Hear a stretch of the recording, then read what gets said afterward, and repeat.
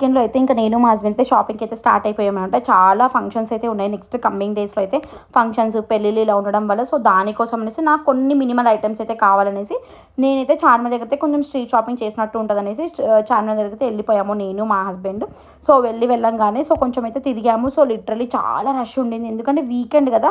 So full traffic అనమాట. So మేము bike అయితే ఒక చోట పార్క్ చేసి మరీ వాక్ చేసుకుంటూ వెళ్ళాము. ఆల్మోస్ట్ 1 to 2 కిలోమీటర్స్ అనుకుంటా అంత వాక్ చేసాము. సో వాకింగ్ చేసిన తర్వాత ఫుల్గా దాహం వేసి అక్కడ పక్కనే నిమ్మకాయ సోడా అయితే ఏదైతే ఉందో సో అదైతే తాగేసి మళ్ళీ షాపింగ్ అయితే స్టార్ట్ అయితే చేసేసామనమాట.